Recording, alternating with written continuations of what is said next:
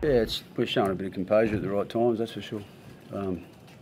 Obviously, as a coach, you'd like to feel a little bit more comfortable earlier, but you know, there was times in the game that we turned over possession, we defended sets.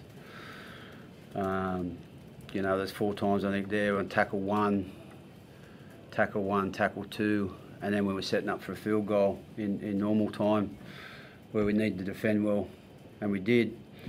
So that's a big thing out of today, our defence, to keep aside. Like Newcastle, with some attacking options they have, to 12 points is the most pleasing thing. Obviously, besides the W, we all like the W's. So that's good. You know, we've still got some improvement in what we do. We've got to get the fundamentals right. We can't turn over possession that easily at different stages either. So the effort, the pressure areas of the game we were very good at. We got 24 out of 29 kick pressures, and the most important ones were when Junior set up for them field goals. You know, we were coming from different angles to make sure we were making him uncomfortable, which is important. Yeah, so look, I thought our kicking game was improvement in the part from the first 3 weeks, especially for that first 60 minutes. Normally he's getting comfortable now kicking the points, so with the field goals. But overall, I thought our defensive line was impressive. KP got us with that last tackle option down our right. After that, we controlled it pretty well in the second half. The other one was off on an offload, 0 to 10. Sort of got us on the hop. Other than that, we're pretty good. Corbin seems looks at the man. Yeah, we're not having too much luck there. It looks like he's broke his arm. What was the thought? Like, you could tell, obviously, just watching the game, that he was stuffed. What was the decision? Did he want to stay out there, and why did you sort of keep him out there? What was the thinking through the...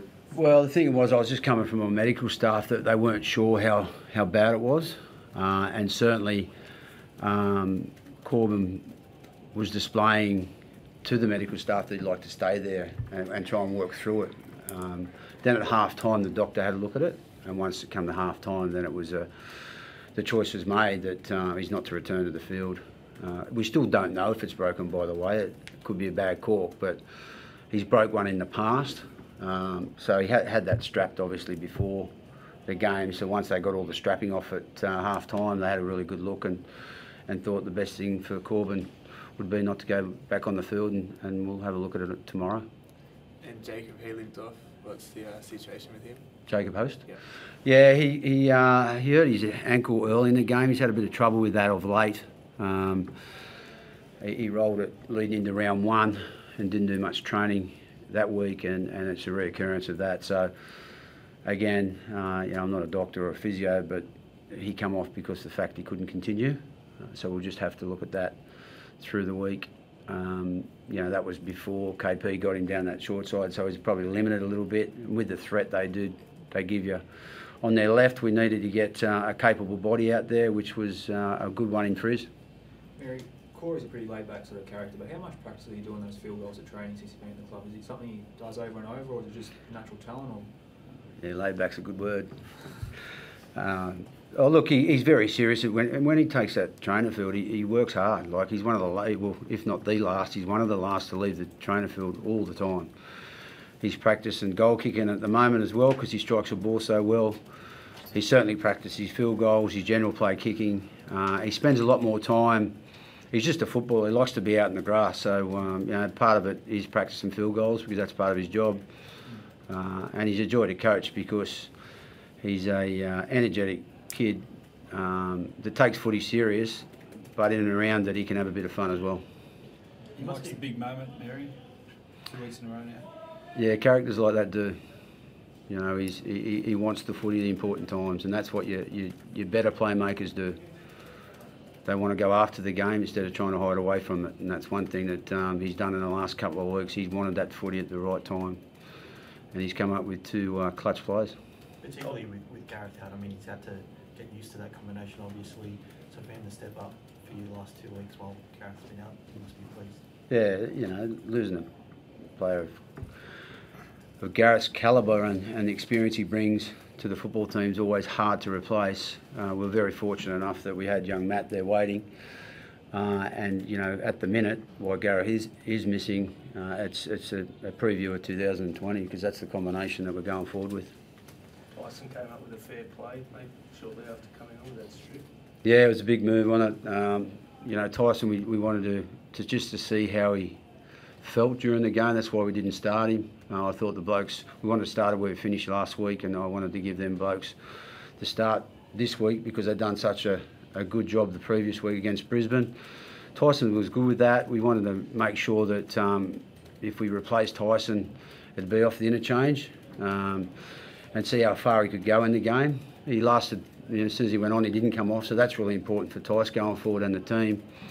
And obviously the strip, you know, good players come up with them, don't they? And he was, the thought process around that's becoming more important in the game. It's one of them things that can change the momentum pretty quickly. I think you're going to see a lot more of the one-on-one strips when there's an opportunity there. Maybe the first month of the season down, you've been to what, Townsville, Brisbane, Newcastle, 2-2. How do you rate that first 4 weeks? Yeah, the calendar was tough. You know, the first 2 weeks, especially when we went to North Queensland in the humidity and the heat, and then we had a 5-day turn in the south, who we led at 12-6 at half time, and we just fell away. We've had some key players missing as well. We've had some injuries in the first month. So for that side of it, it's been a difficult ride. But the last 2 weeks just shows what the players' ability where they need to really show the right character at different stages. Today was important because we were down to one person on the bench. We were playing young Zach Lomax in the middle of the field. He played as a 13 at one stage, you know, and not once did their effort dip. So that's the real brave and important thing out of today. You know, the season is a journey of 25 rounds and finals. You'd like to think at some stage the luck will come our way and we'll get some stability in our 17, which we haven't had for the first month. Is it a bit rare, Mary, that you can win 2 golden points and still feel unlucky? Yeah. I like the fact that if it was finished at the 80th minute, everyone would have got a point each. I'm a fan of that because they went at it pretty hard. Both teams didn't play their best footy, but it was a contest. You know, when a contest is like that, to go walk away with a point each, I think that's fair. I'm not a big believer in it, but to get a win out of it's nice. Do you feel unlucky? No, you feel it's part of the game. Injuries do occur, and you know, we had suspensions at the start of the year that carried over from the previous year from the player that come to the club in Corbin. They're not ideal, but yeah, look, it's good to get 4 points. Whether you win them by 1 or not, because they're the rules. The hard stuff is you know, them players that we lost are irreplaceable. You know, you can put a new body there, but they're not, you know, the same person. The next person in will do a great job. There's no doubt. There's an opening for them. There's opportunity for them, and it's their time. But you don't replace players like Gareth Widdett and Corbett Sims and Tyson Brazil. So that's unlucky.